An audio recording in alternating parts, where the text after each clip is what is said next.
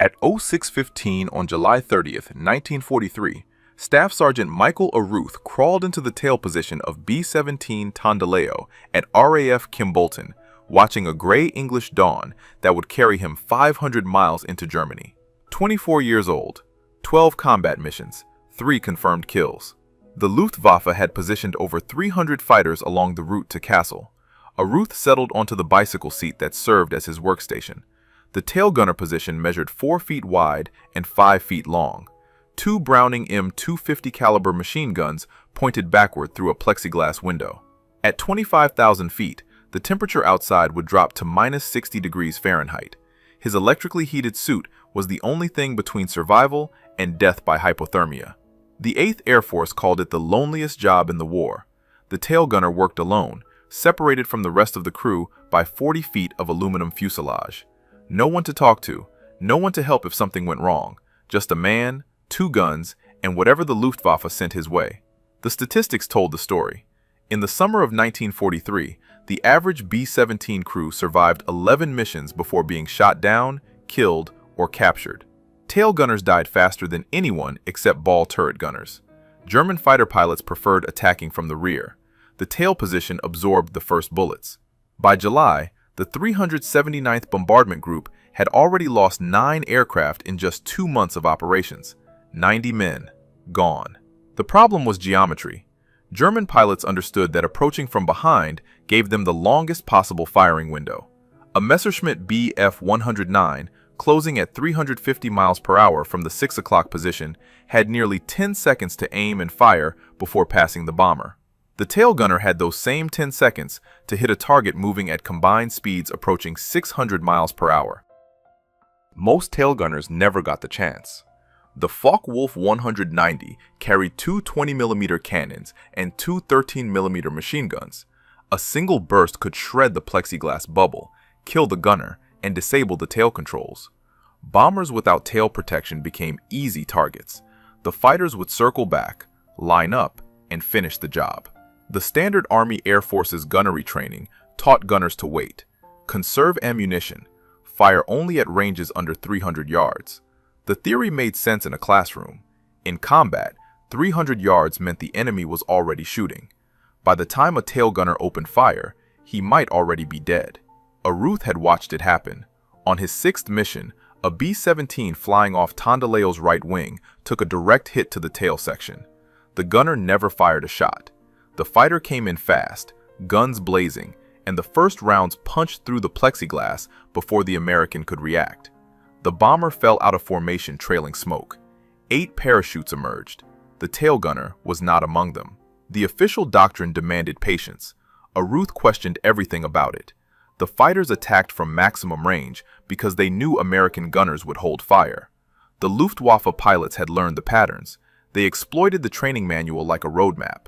If you want to see how Aruth challenged the doctrine that was getting tail gunners killed, please hit that like button. It helps us bring more forgotten stories to light. Subscribe if you haven't already. Back to Aruth. 186 B-17s lifted off from bases across eastern England that morning. 123 P-47 Thunderbolts would escort them part way, but fuel limitations meant the fighters would turn back over Belgium. The bombers would fly the final 200 miles to Kassel alone. Aruth checked his ammunition belts. 400 rounds per gun, 800 total. The manual said that was enough for a standard mission. Aruth had already decided the manual was wrong about everything else. By noon, he would find out if he was right. The cost of being wrong was a closed casket funeral and a telegram to his family. The formation crossed the English Channel at 14,000 feet, still climbing. Aruth watched the water recede through his plexiglass window, the white cliffs of Dover shrinking to a pale line on the horizon. Ahead lay occupied France, then Belgium, then the heart of Nazi Germany. The P-47 escorts held position around the bomber stream. Their presence meant safety, but Aruth knew the arithmetic. The Thunderbolts carried enough fuel for roughly 90 minutes of combat flying. The mission to Kassel would take 6 hours. For most of the journey, the bombers would fly alone. Aruth had spent his first missions following doctrine. Wait for the fighter to close, aim carefully, fire in short bursts, conserve ammunition. The training instructors at gunnery school had drilled it into every student. Ammunition was limited. Accuracy mattered more than volume. A disciplined gunner could make 800 rounds last an entire mission.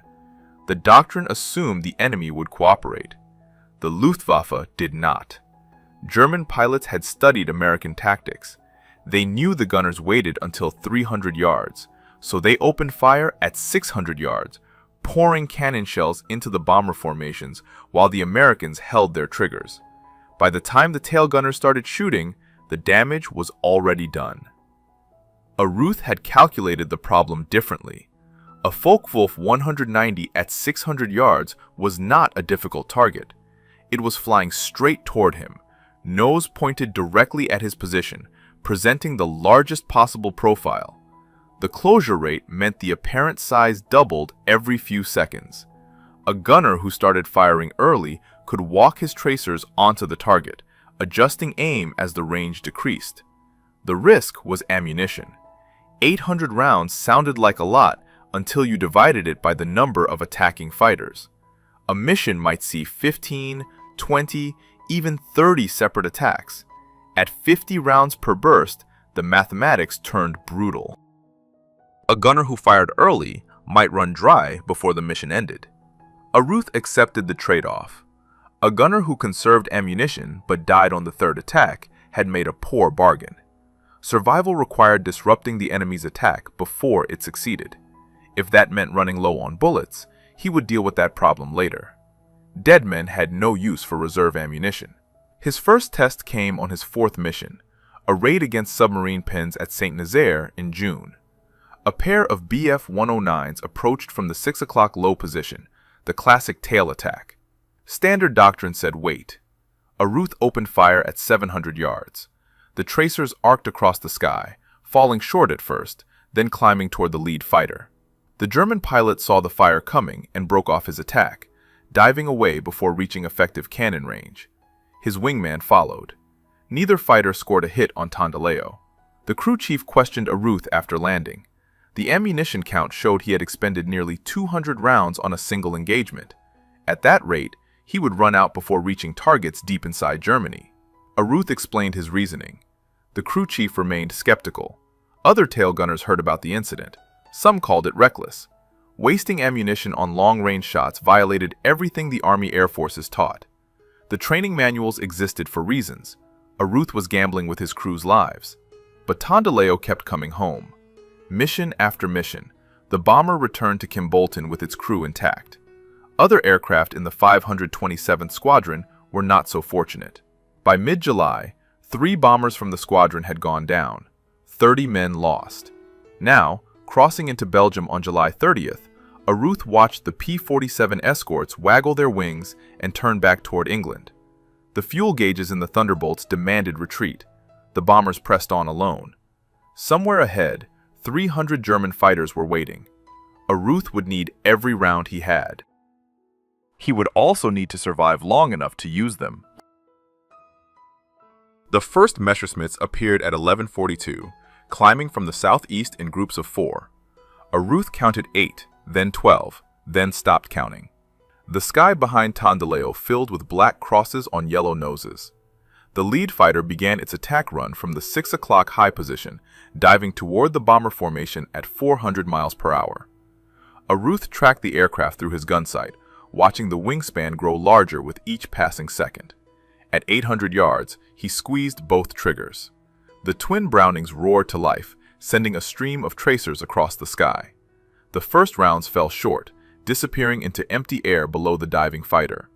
Aruth adjusted, walking the fire upward. At 600 yards, the tracers began connecting. Bright flashes sparked along the Messerschmitt's engine cowling. The German pilot broke hard right, smoke trailing from his aircraft. He never completed his firing pass. The fighter spiraled downward, disappearing into the cloud layer below. Aruth had no time to watch. The second attacker was already closing. This one came in lower, trying to slip beneath Aruth's field of fire. The angle was difficult, requiring him to depress his guns nearly to their mechanical limit. He fired anyway, sending a long burst toward the approaching fighter. The Focke-Wulf pilot flinched, pulling up early and releasing his cannon shells into empty sky above Tondela. The attacks continued for 47 minutes. Wave after wave of German fighters slashed through the bomber formation, targeting stragglers and damaged aircraft. Aruth fired at everything that came within range, burning through ammunition at 3 times the recommended rate. His gun barrels glowed red from sustained fire.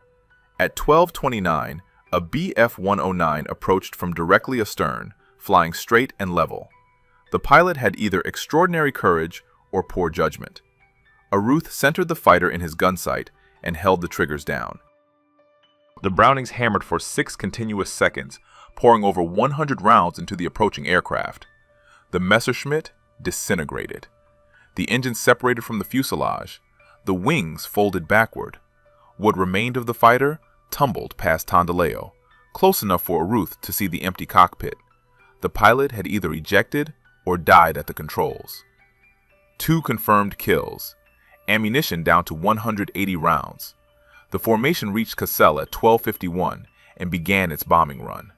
For 11 minutes, the bombers flew straight and level, unable to maneuver while the bombardiers lined up their targets. The Luftwaffe knew this moment represented maximum vulnerability. The fighters pressed their attacks with renewed fury. A Focke-Wulf 190 dove on Tondela from the 5 o'clock position. Aruth swung his guns to meet it, firing a short burst. The rounds struck the fighter's wing root. The pilot kept coming, cannon shells tearing through Tondela's tail section. Aruth felt the impacts before he felt the pain. 20-millimeter fragments ripped through the plexiglass, shredding his flight suit and burying themselves in his left arm and shoulder. His left gun jammed. Hydraulic fluid sprayed across the compartment. He kept firing with the right gun. One-handed, bleeding, he tracked the wounded Focke-Wulf as it pulled away. A final burst caught the fighter's tail assembly.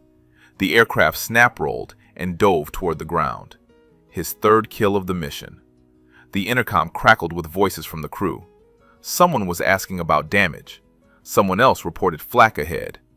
Aruth tried to respond, but his throat had gone dry. Blood pooled on the floor of his compartment, freezing almost instantly in the sub-zero air. 400 rounds expended, 63 remaining. 3 German fighters destroyed, and the mission was only half over. Tondela still had to fly 250 miles back to England through the same gauntlet of fighters that had nearly killed him on the way in. Aruth wrapped a scarf around his wounded arm and waited for the next attack. The return flight began at 13:04. Tondela turned westward with 185 other bombers, leaving Kassel burning beneath a column of black smoke. Aruth remained at his position, scanning the sky through blood-smeared plexiglass. The Luftwaffe was not finished. German fighters regrouped over Belgium, positioning themselves along the bomber stream's route to the English Channel. Fresh aircraft replaced those lost or damaged in the morning attacks. The second gauntlet would be as dangerous as the first. Aruth's left arm had gone numb from the cold and the wounds. His jammed gun remained inoperable, the feed mechanism shattered by the same cannon shell that had injured him. He had 1 functioning weapon and 63 rounds of ammunition to cover 250 miles of hostile airspace. The mathematics demanded a different approach. At 63 rounds, he could afford perhaps 3 engagements of 20 rounds each. Every trigger pull had to count. The luxury of suppressive fire was gone. At 13:31, a pair of Bf-109s closed from the 7 o'clock position. Aruth waited until 500 yards, then fired a precise 12-round burst at the lead fighter. The tracers struck the engine cowling. The Messerschmitt rolled inverted and dove away, trailing glycol coolant. The wingman broke off without attacking. 51 rounds remaining. Tondela crossed into France at 14:15. The fighter attacks diminished as the Luftwaffe reached the limit of their operational range. By 14:47, the bomber formation had outrun the last German interceptors. The English Channel appeared on the horizon 20 minutes later. The landing at Kimbolton came at 15:52. Aruth could not climb out of his compartment without assistance. Ground crew pulled him through the narrow hatch and carried him to a waiting ambulance. The flight surgeon counted 11 separate fragment wounds in his arm, shoulder, and upper back. Word spread through the 379th Bombardment Group within hours. The tail gunner on Tandaleo had scored 3 confirmed kills and 2 probables while wounded, operating a single gun with 63 rounds of ammunition. The Mission Intelligence Report noted his early engagement technique as a contributing factor to the bomber's survival. Other tail gunners began asking questions. The Standard Doctrine said wait until 300 yards. Aruth had opened fire at 800. The Doctrine said conserve ammunition. Aruth had burned through 700 rounds before getting hit. The Doctrine produced dead gunners. Aruth was still alive. The 527th Squadron's gunnery officer reviewed the combat footage from Tandaleo's mission. The gun camera showed Aruth's tracers reaching out far beyond normal engagement range, disrupting attack runs before the German pilots could establish firing solutions. The early fire forced the enemy to maneuver, degrading their accuracy and reducing hits on the bomber. By mid-August, 3 other tail gunners in the squadron had adopted variations of Aruth's technique. Their survival rates improved. The bombers they protected returned with less damage. The correlation was difficult to ignore. The 379th Group Commander received a preliminary report on September 1st. The data suggested that aggressive early fire reduced bomber casualties by disrupting coordinated fighter attacks. The implications challenged 2 years of established gunnery doctrine. Meanwhile, Aruth recovered from his wounds at the station hospital. The fragment damage had missed major blood vessels and nerves. The flight surgeon cleared him for duty on August 19th, 3 weeks after the Castle mission. Tandaleo had a new aircraft waiting. The old bomber had been written off after accumulating too much battle damage for economical repair. The replacement carried the same name and the same crew. Aruth climbed back into the tail position on August 26th.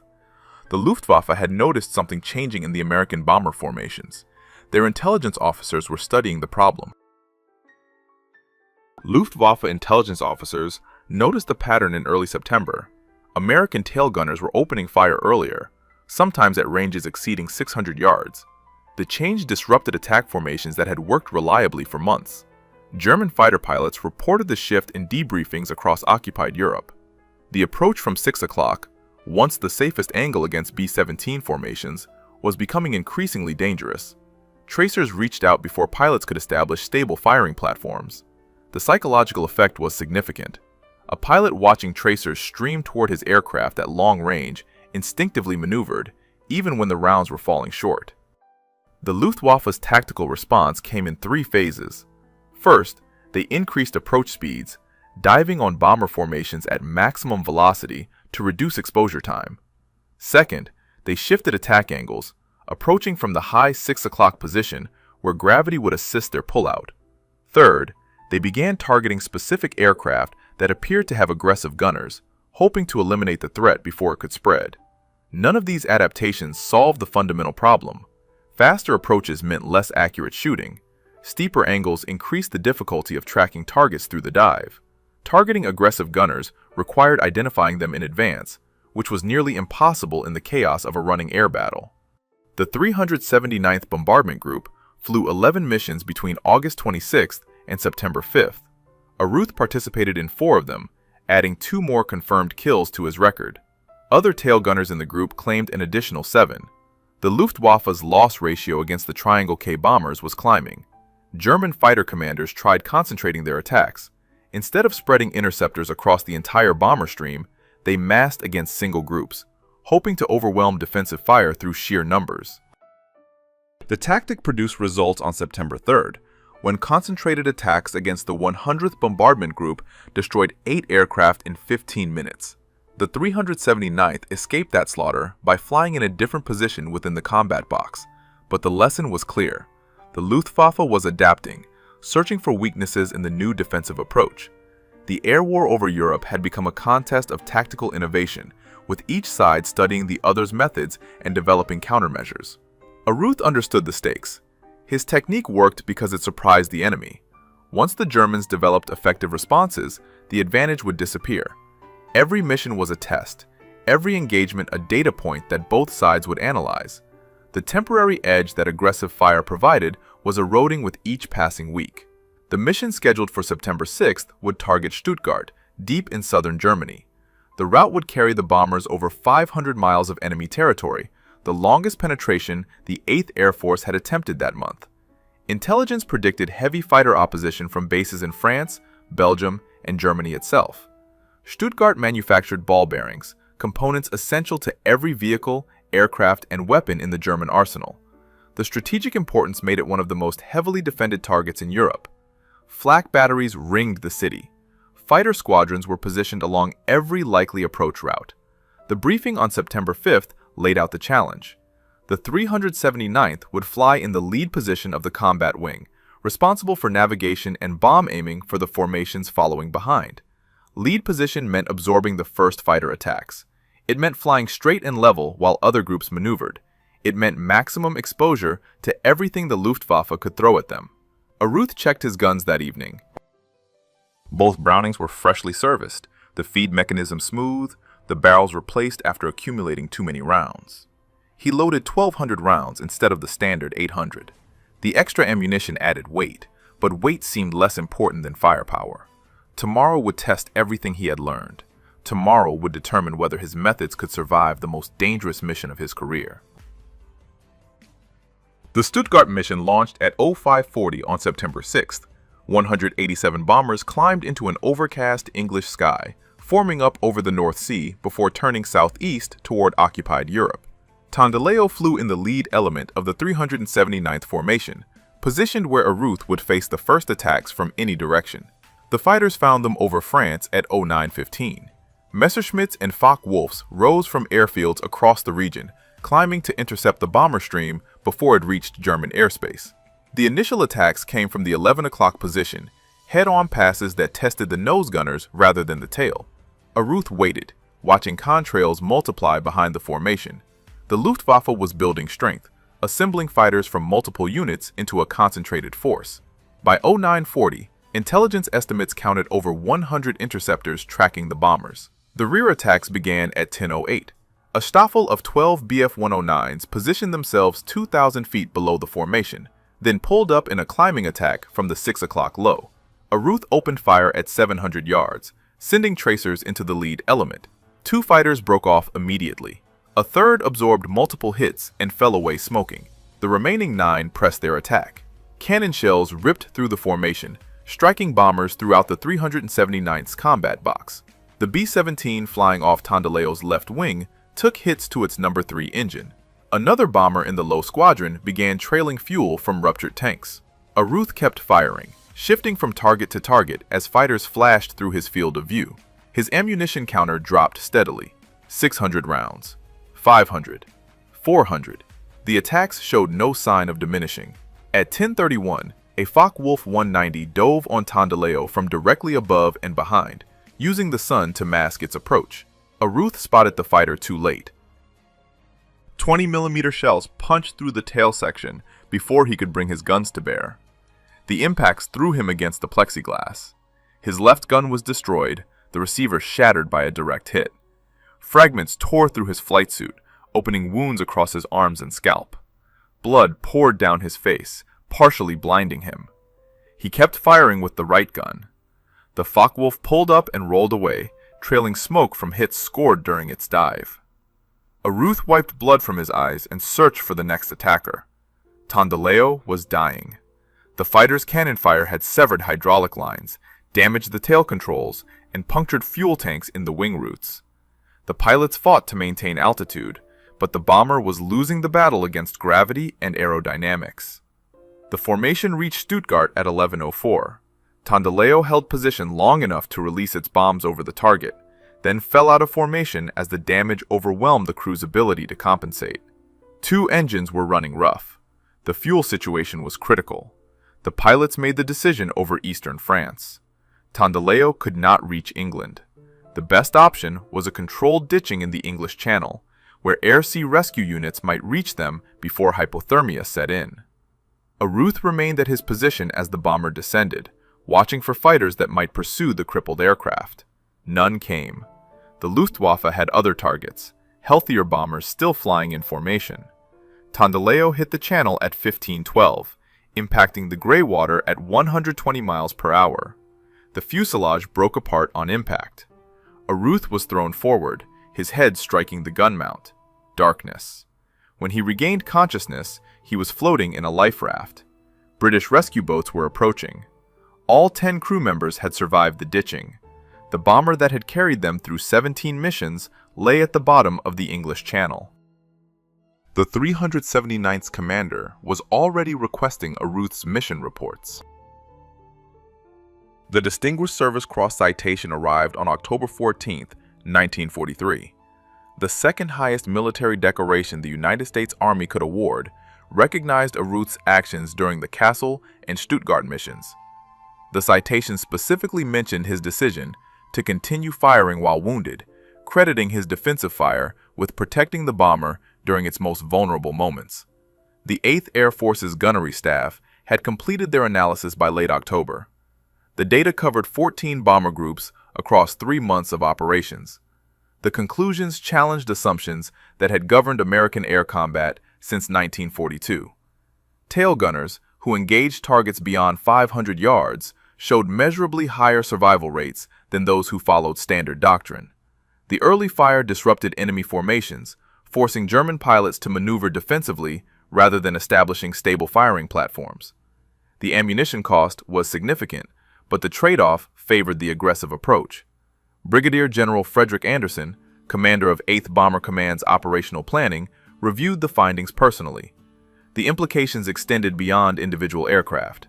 If coordinated early fire from multiple bombers could disrupt massed fighter attacks, the entire defensive doctrine might require revision. The formal policy change came in November. New gunnery guidelines authorized tail gunners to engage targets at extended ranges when tactical conditions permitted. The bureaucratic language was cautious, but the meaning was clear. The approach that had kept Aruth alive was becoming official doctrine. Aruth never saw the policy take full effect. His head injuries from the Stuttgart ditching proved more serious than initial assessments indicated. After returning to flight status in late September, he completed 3 additional missions before medical officers grounded him permanently. Recurring headaches and vision problems made continued combat duty impossible. His final tally stood at 17 confirmed kills, with 4 additional probables awaiting verification. The number placed him among the highest-scoring bomber gunners in the 8th Air Force.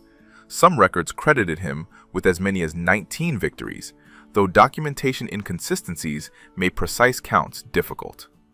The Distinguished Flying Cross followed the Distinguished Service Cross. 2 air medals with oak leaf clusters recognized his cumulative combat achievements.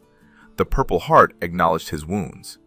By the time his combat career ended, Aruth had accumulated more decorations than most pilots.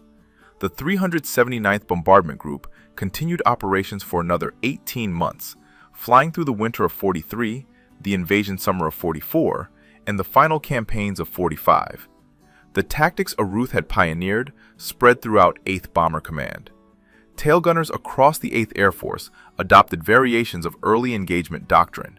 The statistical impact emerged gradually. Bomber loss rates declined through 1944, though multiple factors contributed. Longer-range fighter escorts reduced exposure to unprotected combat. Improved aircraft systems enhanced survivability. But defensive gunnery also played a role, and the shift toward aggressive fire was part of that improvement. German fighter pilots noticed the change. Interrogation reports from captured Luftwaffe aircrew mentioned the increased danger of tail attacks against American formations. The easy kills that had characterized early bomber interceptions became progressively harder to achieve. Some pilots shifted entirely to head-on attacks, accepting the higher closure rates in exchange for avoiding concentrated rear hemisphere fire. Aruth shipped home to the United States in early 1944. The Army Air Forces assigned him to training duties, passing his combat experience to new gunners preparing for deployment overseas. He spent the remainder of the war teaching others the techniques that had kept him alive. The students who passed through his courses carried his methods into combat over Germany, over Japan, over every theater where American bombers faced enemy fighters. What he did after the war surprised everyone who knew him. Michael Aruth did not leave military service after the war ended. He transferred to the newly formed United States Air Force in 1947 and continued serving for another 15 years. The man who had survived the deadliest skies over Europe chose to remain in uniform until 1962, retiring at the rank of Master Sergeant.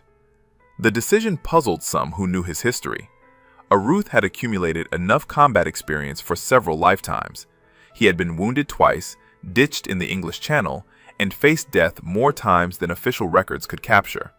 Most veterans with similar experiences wanted nothing more than civilian life. Aruth saw it differently. The Air Force had given him purpose during the darkest years of the century. The skills he developed had saved lives, not just his own, but the crews who flew with him and the gunners who learned from his methods. Walking away felt like abandoning something important. His post-war years were quiet. He married, raised a family, and rarely spoke about his combat experiences. The medals stayed in a drawer. The memories stayed locked away. Like many veterans of his generation, Aruth believed that those who had not been there could never truly understand. Elmer Bendener, Tondeleo's navigator, took a different path. He became a journalist and author, eventually writing a memoir titled The Fall of Fortresses. The book described the crew's experiences in detail, preserving moments that might otherwise have been lost to history. Bendener's account ensured that the Tondileo and her crew would not be forgotten. The 379th Bombardment Group held reunions for decades after the war.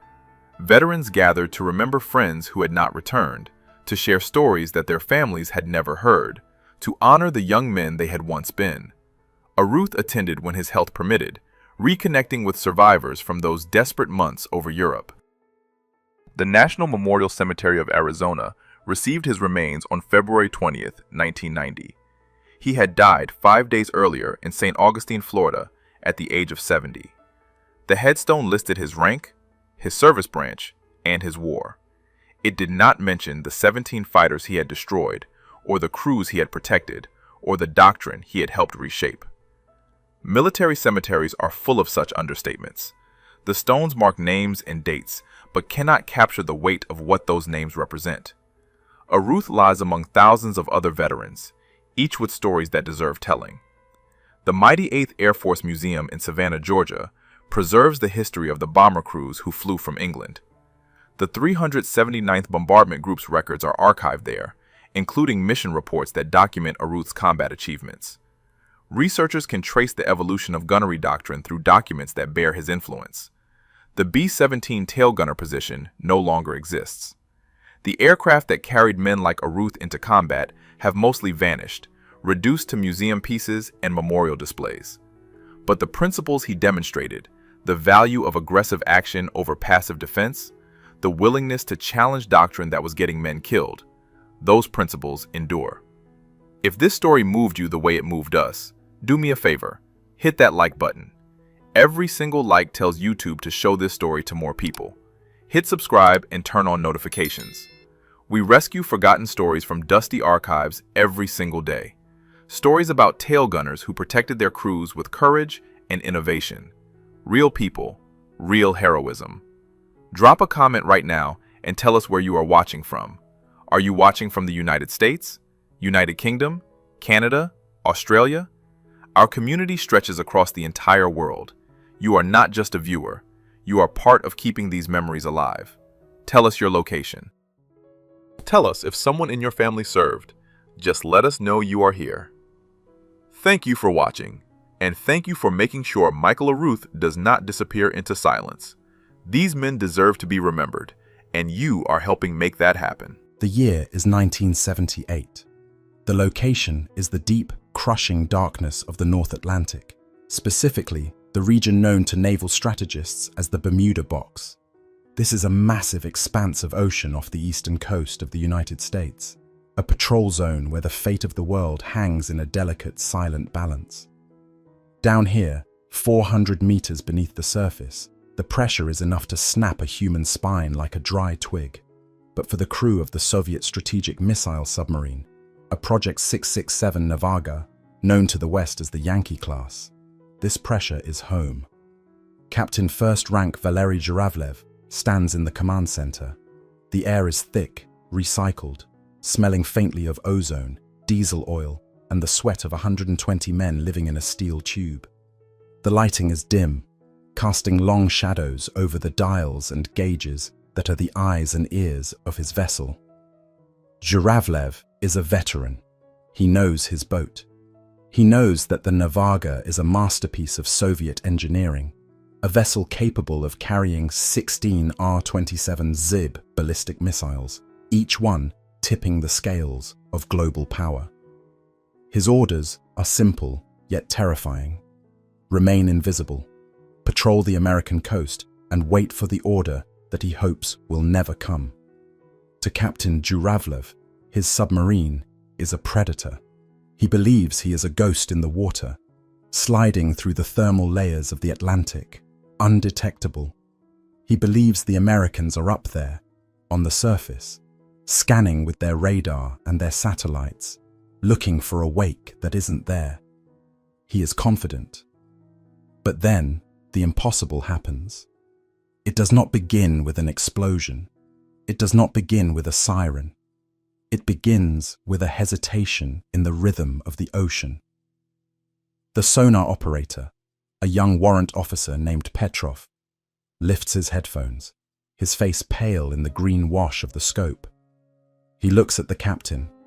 He does not speak immediately. In the silent service, you do not speak until you are certain, because uncertainty breeds panic. "Comrade Captain," Petrov whispers, pressing the headphones back to his ears, as if trying to physically push the sound into his brain. "I have a transient, astern, in the baffles." Zhuravlev moves to the station. "Identify." "Gone," Petrov says, his voice trembling slightly. "It was a mechanical transient, a metal click, like a hatch closing, but faint, ghostly." Zhuravlev frowns. The baffles, the blind spot directly behind the submarine where the churn of their own twin propellers and the roar of the turbulent water creates a cone of deafness. Nothing can see through the baffles. Nothing should be in the baffles. To be in the baffles of a moving submarine, an object would have to be matching their speed perfectly, maneuvering with impossible precision in the blind, churning wake of a two-propeller drive. "Biological?" Zhuravlev asks. The ocean is full of noises, whales, snapping shrimp, thermal layers shifting. "No, Captain, it was rhythmic. Then it vanished." Zhuravlev orders a standard check. They are running quiet, or so they think. The Yankee class is powerful, but it is not silent. It hums with the brute force of its reactors.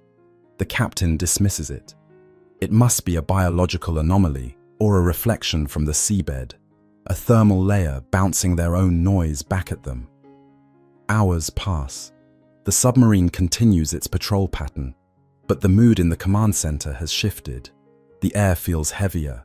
Then it happens again. This time, it is not a sound. It is a sensation. The boat shifts slightly, caught in a current that shouldn't be there. The hydrodynamics of the water around them feel wrong. Petrov at the sonar station stiffens. "Contact!" he hisses. "Transient signal, very close, astern. It sounded like a flow noise. Something displaced the water." Zhuravlev feels a cold prickle on the back of his neck. He looks at the depth gauge. They are deep. There are no surface ships here. There are no fishing trawlers. If there is something displacing water directly behind them, it has to be submerged. "Perform a check turn," Zhuravlev orders. This is a standard maneuver. The submarine turns roughly to the side to clear the blind spot, allowing the sonar to sweep the area that was previously hidden by the engine noise. The hull groans as the rudder bites into the black water. The submarine banks. The sonar array sweeps the dark ocean behind them. Silence.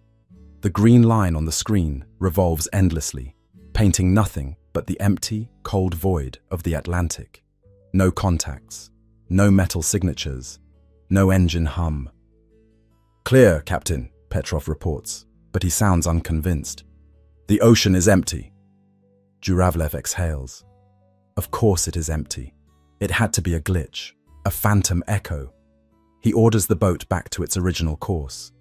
They return to the patrol, but the mystery does not leave them. Over the next 48 hours, the impossible events compound. It becomes a psychological torture. At one point, the passive sonar picks up a strange hole in the ocean background noise. It is as if a massive object is moving through the water, blocking the ambient sounds of the sea, yet emitting no noise of its own. A black hole in the soundscape. How can a machine of war, made of steel and valves and pumps, move without sound? It defies the laws of physics as the Soviets understand them. The crew begins to whisper. They talk of American secret weapons. They talk of sea monsters. They talk of their own equipment failing. The political officer tries to maintain discipline, lecturing them on the superiority of Soviet technology. But even he looks at the bulkheads with suspicion. Zhuravlev stands by the periscope well, though they are far too deep to use it. He runs the scenario through his mind. If there was a vessel there, he would hear it. American submarines are nuclear. They have pumps. They have coolant loops. They have reduction gears. They make noise. To be that close, to be right on top of them, the noise should be deafening. If they are there, and they are silent, then everything Zhuravlev knows about naval warfare is a lie. Then comes the incident that nearly breaks them. It is day 3 of the ghost phenomenon. The sea is rough far above, but calm down here. Suddenly, the sonar shack erupts. High-frequency ping, single burst, close range. Zhuravlev spins around. An active sonar ping is an act of aggression. It is a shout in a dark room. Someone is painting them. Range and bearing? Directly below us, Captain. Range 0. The command center freezes. 0 range? That is impossible. That would mean the source is touching the hull. It's gone, Petrov whispers, terrified. Just one ping, like they were checking the distance. Zhuravlev grips the railing. His heart is hammering against his ribs. This is not a glitch. This is intelligence. Something is out there. Something is toying with them. It is watching them, measuring them, perhaps even touching them, and yet it refuses to be seen. The fear is not just about being found. It is about the total inability to understand what found them. Before we dive deeper into this underwater nightmare and the technological revelation that changed the Cold War, if you are enjoying this investigation into history's hidden conflicts, please verify your subscription to the channel Cold War Chronicles. We declassify the past to understand the present. The stakes for Captain Zhuravlev could not be higher. You must understand what his submarine represents. This is not just a ship. It is a component of the Soviet Union's nuclear triad. The entire strategy of mutually assured destruction relies on the fact that these submarines cannot be found.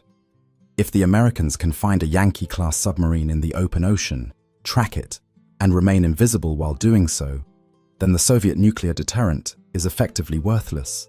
If the Americans can kill the boomers before they launch, the balance of power collapses. Zhuravlev knows this. He knows that if he reports a ghost, he will be laughed at by the Admiralty. They will say he is hallucinating. They will say he is unfit for command. But if he ignores it, and there really is a threat, he endangers the motherland. He is trapped in a paradox. He is the captain of the most powerful weapon system on Earth, yet he feels like a blind man walking through a room full of razors. He orders another turn, more aggressive this time, a crazy Ivan. A sharp, sudden turn designed to catch a shadower off guard, forcing them to turn hard to avoid a collision, thereby revealing their position with a burst of cavitation noise. The Yankee-class lurches, plates groan, the crew grabs onto stanchions. The submarine swings 180 degrees, its sonar clearing the baffles violently. They listen.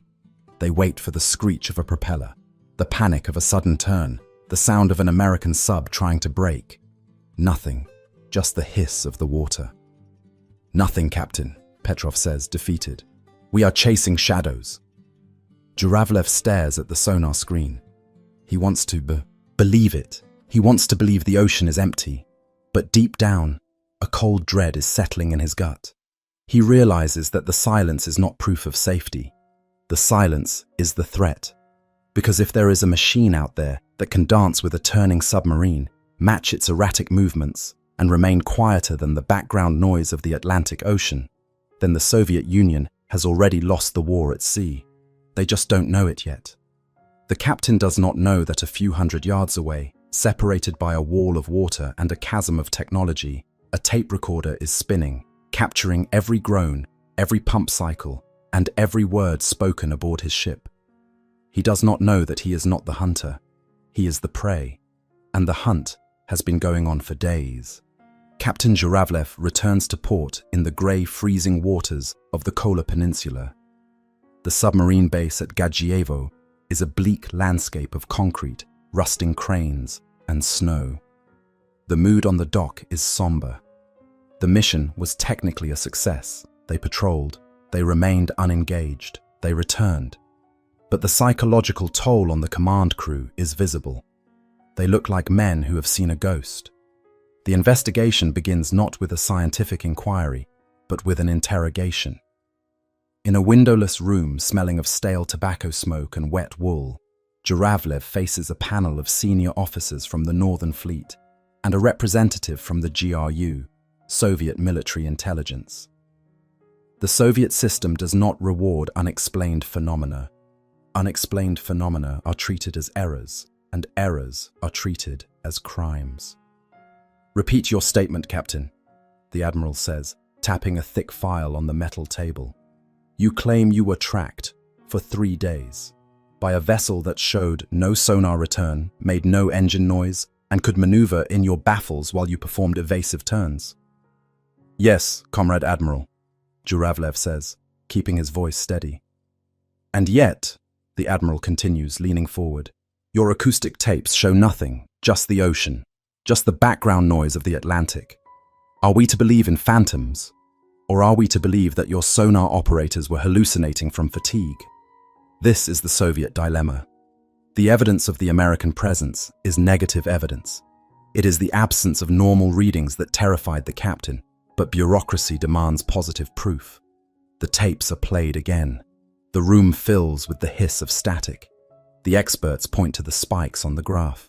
"Here," the acoustic analyst says, pointing to a jagged line, "biological, likely a pod of whales.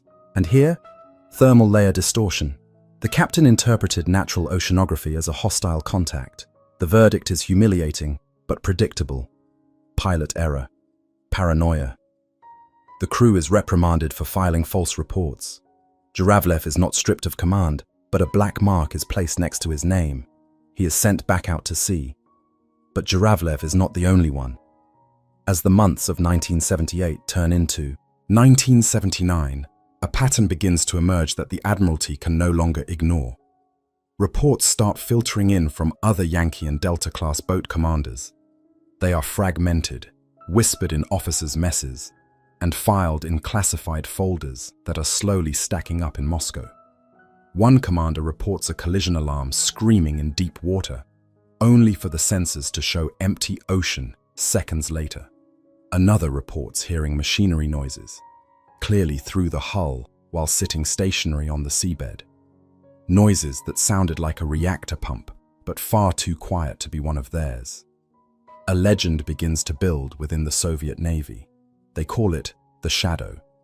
The Soviet response is a massive, frantic, but fundamentally flawed investigation. They form a special technical commission to identify the source of these anomalies. But because they cannot conceive that the Americans have achieved total acoustic invisibility, they look for other answers. They look for the enemy everywhere except where the enemy actually is, in the technology gap. First, they blame the equipment. The Soviet naval doctrine relies heavily on the brute force of their sonar arrays. They believe their sensors are powerful, perhaps too powerful, picking up ghosts in the data processing. Teams of engineers descend on the submarines in dry dock. They tear apart the sonar consoles, rewiring them, replacing valves with solid-state transistors, trying to filter out the hallucinations. They tighten the sensitivity thresholds.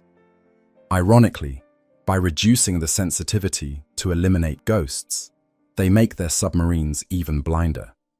They are effectively putting on darker sunglasses to stop seeing flashes of light. Next, they blame sabotage. The paranoia of the Cold War takes a dark turn. The KGB becomes involved. If the Americans are tracking them, they reason, it cannot be because American subs are invisible. It must be because the Soviet subs are carrying a beacon. A period of intense, invasive physical searches begins. This is the era of the hull sweeps. Before a strategic missile submarine leaves port, frogmen are sent into the freezing water to scour every inch of the hull. They are looking for magnetic trackers, limpet mines, or transponders attached by American spies or saboteurs. Inside the boat, counterintelligence officers rip up floor plates and dismantle radios, searching for a transmitter that might be broadcasting their position to a satellite. They find nothing. The investigation then turns to the realm of the exotic. Soviet scientists, desperate to provide an answer that doesn't involve American superiority, propose wild theories. One leading theory is that the Americans have developed a network of seabed sensors so advanced that they can track the displacement of water itself.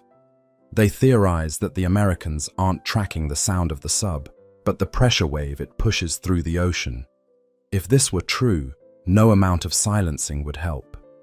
Another theory suggests the Americans are using a new type of radar satellite that can penetrate the ocean's surface, seeing the submarine's wake from space.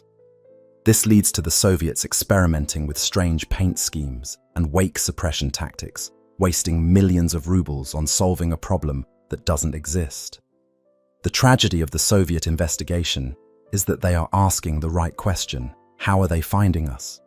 But they are refusing to accept the answer. The answer is that the ocean is a sound channel, and the Soviet submarines are simply too loud. To the Soviet Admiralty, a submarine is a machine of power. It has 2 nuclear reactors. It has 2 massive propellers. It is a beast. To make it silent seems counterintuitive to the philosophy of Soviet heavy industry. They believe that noise is a byproduct of power. They assume the Americans are subject to the same laws of physics. If a Soviet sub hums, an American sub must hum. They do not understand the concept of rafting, the American technique of isolating the entire engine room on rubber mounts so that no metal touches the hull. To a Soviet engineer in 1979, placing a nuclear reactor on rubber shock absorbers sounds like madness, a structural weakness waiting to collapse. So, they double down on their existing doctrine. The investigation concludes that the shadow is a combination of natural phenomena and aggressive American surface tactics. They decide that since they cannot hide, they must run. New orders are issued to the fleet. If you suspect a contact, do not go quiet. Go fast. Go deep. The Soviet strategy shifts to speed and depth. They begin pushing the designs for the next generation of submarines, titans like the Typhoon and speed demons like the Alpha class, believing that they can outrun the ghosts.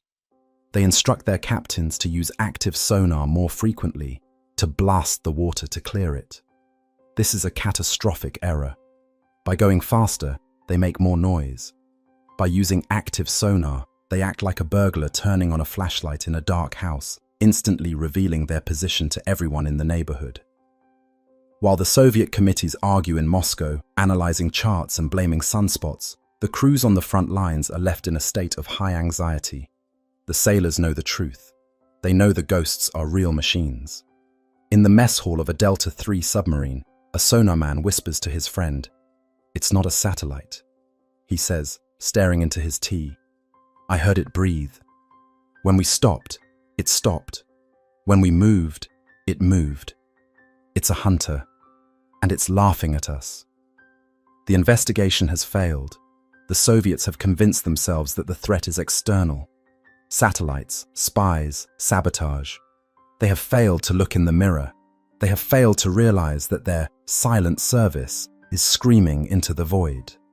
And while they spend billions chasing wake detection satellites and magnetic mines, a small group of engineers in the United States Navy is preparing to launch The very thing the Soviets believe is impossible. The Soviets are looking for a new weapon. They are about to be hit by a new philosophy. The stage is set. The Soviets are confused, paranoid, and looking in the wrong direction. The ocean is about to get much more crowded, and the predator is about to reveal its teeth. But it won't be a monster. It will be a machine so precisely engineered that it effectively removes itself from the universe of sound. While the Kremlin was paralyzed by paranoia, conducting witch hunts for saboteurs and theorizing about space lasers, the answer to the mystery was sitting quietly in a dry dock 4,000 miles away. The location is Groton, Connecticut. The General Dynamics electric boat shipyards. The year is 1976. If the Soviet submarine program was a forge of brute industrial strength, designed to punch through the ocean, the American program was becoming a laboratory of silence. In a restricted hangar, illuminated by the sparks of welders and the hum of ventilation, American engineers were putting the finishing touches on a machine that would redefine naval warfare. They called it the 688 class, the Los Angeles class. To the untrained eye, it looked like any other submarine, a black steel cylinder. But inside the hull, the philosophy of construction was alien to the Soviet mind. The Americans had realized decades earlier that in the nuclear age, speed was secondary to stealth. If you are fast but loud, you are just a noisy target. If you are slow but silent, you are a hole in the water. The secret to the ghost that terrified Captain Zhuravlev lay in a concept known as rafting. In a Soviet submarine of this era, the massive turbines, the reduction gears, and the pumps were bolted directly to the hull frames. When a Soviet turbine spun, the vibration traveled through the bolt, into the hull steel, and radiated out into the ocean like a bell ringing. This is why Zhuravlev's boat hummed. It was a ringing bell. The engineers of the 688 class did something radical. They built the entire engine room, hundreds of tons of machinery, on a floating platform inside the submarine. This platform, or raft, sat on complex rubberized sound isolation mounts. The machinery never touched the hull. The vibration was absorbed by the rubber. The hull remained dead. The Los Angeles class was not just a ship. It was a thermos bottle of sound. A sailor could drop a wrench in the engine room, and a sonar operator on a ship 10 miles away would hear nothing. But silence was only half of the equation. To be a true ghost, you need to see without being seen. And this is where the American technological dominance truly left the Soviets in the Dark Ages. The Soviet investigation in Part 2 failed because they assumed the Americans were limited by the same physics, specifically the problem of the baffles, the blind spot behind the sub. They assumed that to track Zhuravlev, the American sub had to be on the side or in front. They were wrong. The Americans had deployed the AN/BQQ-5 sonar suite and, crucially, the towed array. Imagine a thick, black cable, over half a mile long, spooling out from the tail of the American submarine. This cable is studded with hydrophones, underwater microphones. By trailing this cable far behind the submarine, the sensors are removed from the noise of the sub's own propeller. They are out in the clean, quiet water. This was the magic that allowed the Americans to see through the blind spot.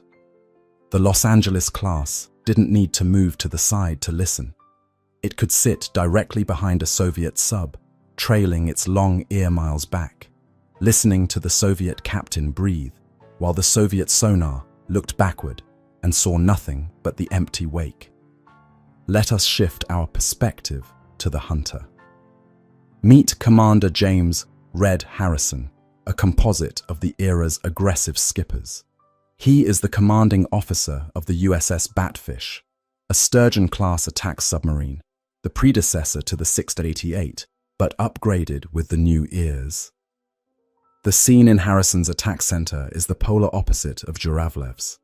It is not dim and sweaty. It is cool, lit by the blue glow of digital fire control screens. There is no shouting. The discipline is absolute. Con, sonar, the voice comes over the headset. Contact Sierra 1 is steady. Range 4,000 yards. Classification: Yankee-class nuclear ballistic missile submarine. Harrison sits in his chair, sipping coffee. He is not looking at a periscope. He is looking at a waterfall display, a cascading digital readout of sound frequency. To him, the Soviet sub is not a mystery. It is a loud, clanking factory. He can see the frequency line of their 50 Hz power plant. He can hear the specific rattle of a loose bearing on their starboard shaft. He knows the Soviet sub better than its own captain does. "Very well," Harrison says softly. "Maintain trail position. Stay in his baffles. Match speed. 6 knots." This is the impossible event from part 1, seen from the other side. The Ghost was simply a highly trained American crew, utilizing superior physics to sit in the one spot the Soviets thought was safe. When Zhuravlev ordered his check turn, swinging his boat to the right to clear his blind spot, he thought he was being clever. On the American sub, the sonar computer instantly registered the change in the Soviets' propeller pitch. "Sierra 1 is shifting rudder," the sonar chief reports casually. He's clearing his baffles. "Crazy Ivan to starboard." "Gentle rudder left," Harrison orders. "Drift out. Let him pass." The American sub, silent on its rubber mounts, simply glides to the side. The Soviet active sonar blast, the ping that terrified Zhuravlev, hits nothing but empty water, because the American sub has already anticipated the move. They are dancing a waltz, but only one partner knows the steps. The American sub slides back into position behind the Soviet vessel as soon as it straightens out. It was a game of cat and mouse, but the mouse was blindfolded, and the cat was wearing night vision goggles. But the American advantage went deeper than just hardware. It was computational. In the late 1970s, the Soviet Union was lagging severely in microcomputing. Their sonar processing was largely analog. It required human operators to stare at raw oscilloscope waves to interpret sound. The Americans were digitizing the ocean. The computers aboard the Los Angeles class could take millions of bits of acoustic data and filter it. They could subtract the sound of rain, the sound of shrimp, the sound of waves, leaving only the artificial frequency of the enemy machine. This allowed the Americans to do something terrifying: target motion analysis without ever emitting a ping. They could calculate the exact range, speed, and depth of the Soviet sub using only math and passive listening. They could generate a firing solution for a Mark 48 torpedo that would guide the weapon to the target before the Soviet captain even knew he was under attack. The transient noises Zhuravlev heard, the click of a hatch, that was likely the sound of the American crew going about their daily lives. Perhaps a drop tray in the galley or a toilet flush valve, noises that were usually silenced but occasionally slipped out. The fact that Zhuravlev heard a toilet flush but not the 6,000-ton submarine carrying it is a testament to how quiet the hull itself was. The American mission during this period was known as Hold Down. The objective was to prove that the Atlantic Ocean was a NATO lake. Every time a Soviet missile sub left the Kola Peninsula, an American attack sub would be waiting at the choke point, the GIUK Gap, Greenland, Iceland, United Kingdom. They would pick up the trail and never let go. For days, sometimes weeks, the American sub would shadow the Soviet boat. They would record their noise signatures. They would map their patrol patterns. They would practice simulated shots. To the American crews, this was a point of immense professional pride. They were the cowboys of the deep. They wore sneakers to reduce noise. They grew beards. They worked 18-hour days. And they knew they were invincible. But there was a danger in this dominance. The Americans became so good, so confident in their invisibility, that they began to take risks. They got closer and closer. They wanted to see how much they could get away with. The hole in the ocean that the Soviets detected in Part 1, that wasn't a glitch. That was the physical displacement of the American submarine getting so close to the Soviet hull, sometimes within a few hundred yards, that it actually blocked the background noise of the sea. They were drafting like a race car in the wake of the enemy. This secret war continued in the dark, a total triumph of American engineering and daring. The Soviets were spending billions on the wrong things, chasing phantoms, while the Americans were essentially reading their mail over their shoulders. However, secrets in the Cold War have a shelf life. The Americans thought this technological gap would last forever. They thought the Soviets were simply too far behind to catch up. They believed their acoustic daylight would never dim. But a chain is only as strong as its weakest link. And the weakest link in this story wasn't a piece of technology. It wasn't a sonar equation. It was a human being. The Soviets were about to get the answer they had been desperately searching for. Not from a scientist, and not from a spy satellite. They were about to get it from a traitor who walked right through the front door of the Soviet embassy in Washington, D.C., and handed them the keys to the kingdom. The shock is coming, the moment the Soviets realized just how naked they really were. The mystery of the shadow was not solved in the North Atlantic. It was solved in a nondescript room in Moscow, under the harsh glare of a fluorescent light amidst a pile of stolen documents. The year is 1981. The breakthrough did not come from a Soviet scientist inventing a new sensor. It came from an American traitor named John Anthony Walker. Walker was a chief warrant officer in the United States Navy. For over a decade, he had been walking into Soviet embassies and handing over key lists, technical manuals, and tactical diagrams in exchange for cash. He is often cited as the most damaging spy in American naval history. But among the codes and the cipher keys, he handed the KGB something far more devastating: the blueprints of the American acoustic advantage. The shock moment occurred when a team of senior Soviet naval architects and KGB analysts finally sat down to correlate Walker's stolen data with the reports from captains like Zhuravlev. For years, the Soviet Admiralty had convinced themselves that the Americans were using some exotic, undetected physical principle to track them, perhaps radiation detectors or wake sensors. Walker's documents shattered this delusion. The documents revealed that there was no magic. There was no super sensor. The Americans were simply listening to the propellers. Specifically, Walker revealed that the Americans could detect cavitation at ranges the Soviets thought were impossible. Cavitation occurs when a propeller spins so fast that it creates low-pressure bubbles in the water. When these bubbles collapse, they snap shut with a loud acoustic crack. The Soviet engineers stared at the stolen charts in horror. The data showed that American attack submarines could classify a Soviet sub's individual propeller blade rate from 50 miles away. They could tell if a shaft was slightly misaligned. They could even identify individual vessels based on the specific rhythm of their engine room pumps. Admiral Gorshkov, the father of the Soviet Navy, reportedly read the assessment and turned pale. The realization was absolute and terrifying. The entire Soviet submarine fleet, hundreds of vessels, billions of rubles, the pride of the superpower, was not a stealth force. It was a fleet of drums banging in a library. Captain Zhuravlev's experience was finally explained. The transient sounds he heard? That was the American sub Batfish maneuvering close to him. The reason the ghost disappeared when he turned? The Americans knew his blind spots better than he did. The reason they couldn't find a tracking device on his hull? There was no device. The submarine itself was the beacon. This was the Pearl Harbor of the Soviet Navy, but it happened without a single shot being fired. They realized that in the event of a real war, their entire ballistic missile fleet, the insurance policy of the Soviet Union, would have been wiped out in the first 48 hours. The Americans would have been waiting in the baffles, ready to fire a torpedo the moment the order came. The balance of terror was a myth. The Americans held the gun to the Soviet head, and the Soviets hadn't even known it was loaded. Now came the panic. The response was frantic and desperate. The Soviet military-industrial complex, now aware of the fatal flaw, launched an emergency program to quiet their fleet.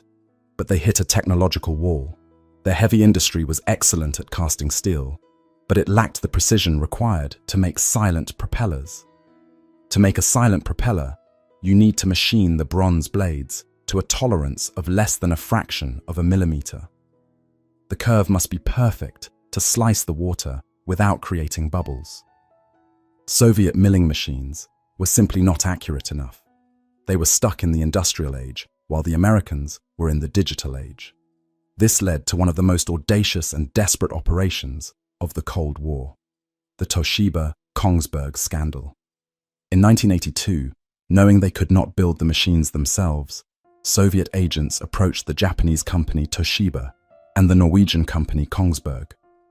Through a complex web of lies and falsified export documents, they illegally purchased 9-axis computer-controlled milling machines, technology that was strictly embargoed by COCOM, the Coordinating Committee for Multilateral Export Controls.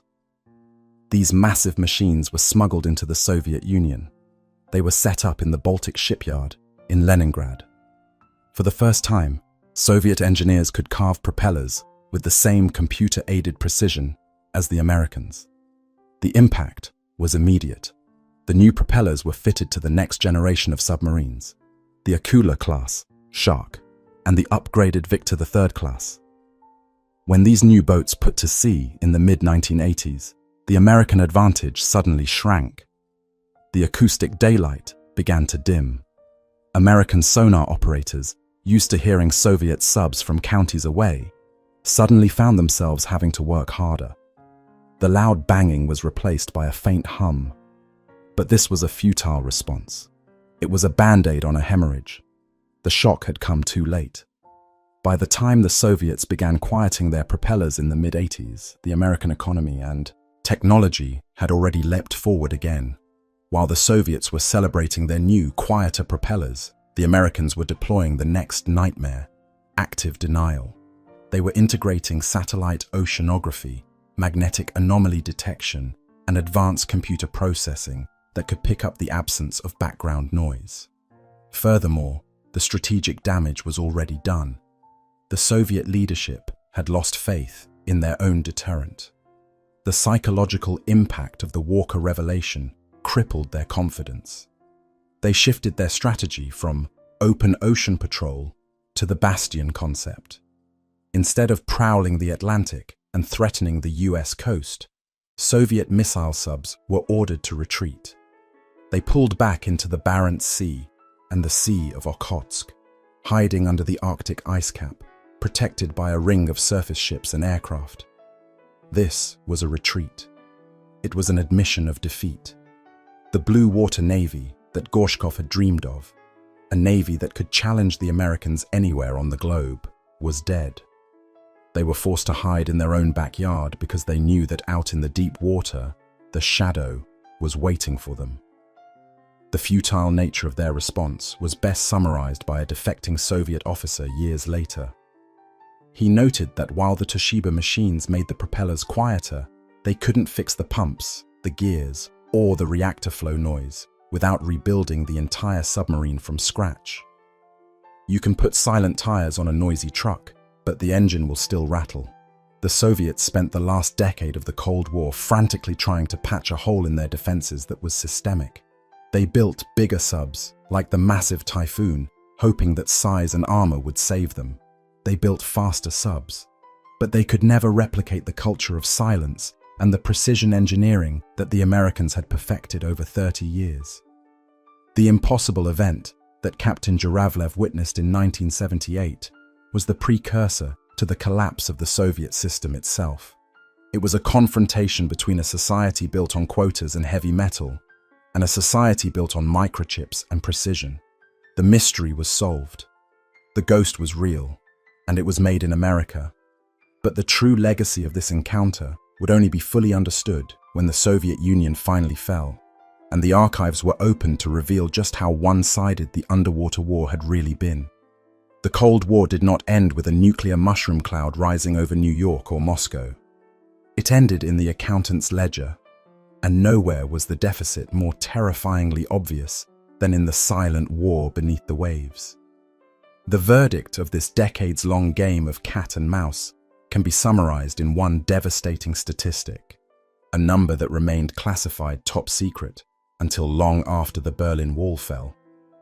In the mid-1980s, following the revelations of the Walker spy ring, and the analysis of Soviet exercises, American naval strategists ran a computer simulation of World War III. The parameters were simple. The Soviet Union launches a first strike. What happens to their submarines in the Atlantic? The result was a kill ratio that stunned even the most hawkish generals in the Pentagon.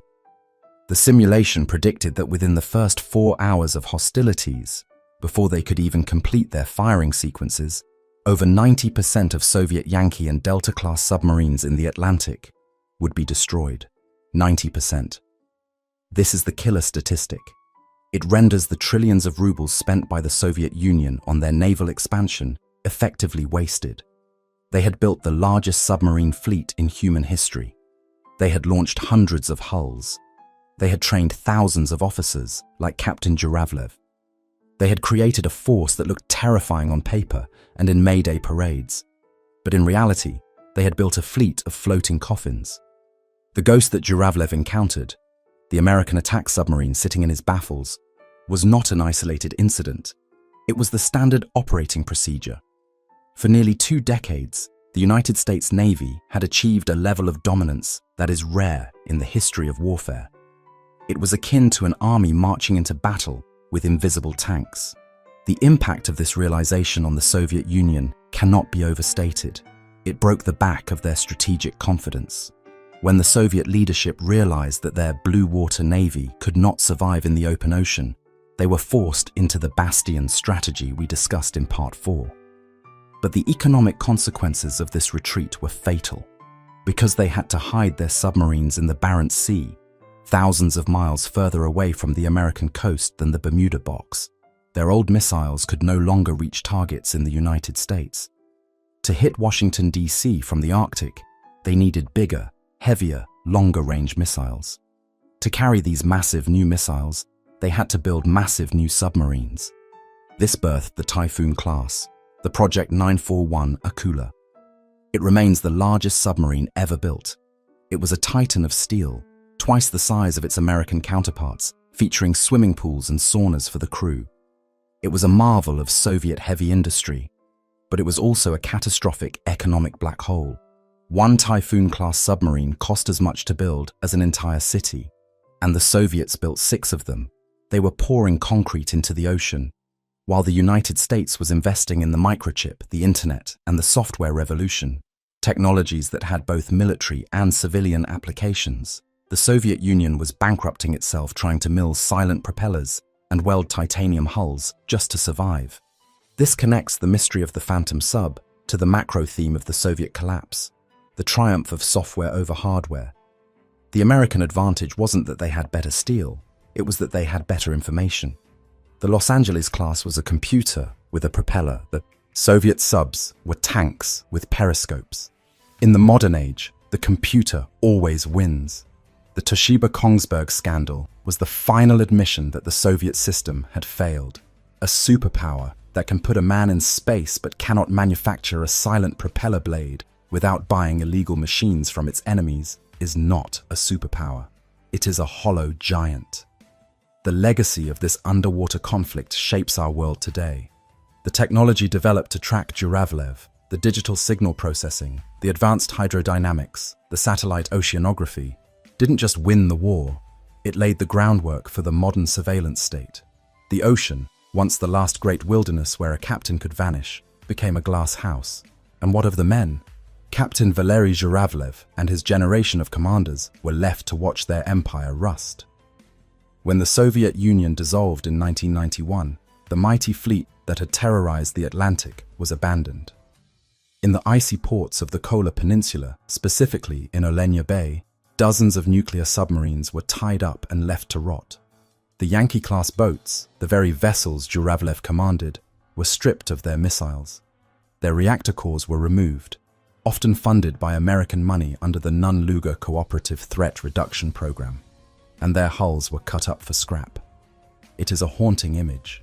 The terrifying machines that once held the world hostage, reduced to piles of jagged metal in the snow. The razor blades you used this morning might have once been the hull of a Soviet missile boat that prowled the Bermuda Box. But the true legacy is the silence. If you go to the North Atlantic today, the game continues. But the players have changed. The Russian Federation has rebuilt. Their new Yasen-class submarines are incredibly quiet, utilizing the lessons learned from their humiliations in the 70s and 80s. The gap has closed. The Ghost is no longer the undisputed master of the deep. The ocean is dark again. However, the lesson of 1978 remains relevant. It teaches us that hubris is the most dangerous enemy. The Soviets believed they were strong because they were big. They believed they were safe because they couldn't hear the danger. They ignored the anomalies. They rationalized the ghosts. Captain Zhuravlev's horror wasn't just about an enemy submarine. It was the horror of a man realizing that his entire worldview was false.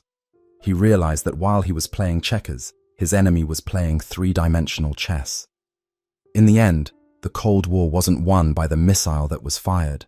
It was won by the missile that didn't need to be fired, because the enemy knew, with absolute certainty, that he was already dead before he could reach for the button.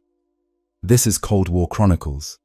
If you enjoyed this deep dive into the invisible war, please subscribe and turn on notifications. We have only just scratched the surface of the secrets buried beneath the ice. Until next time, stay silent, stay deep.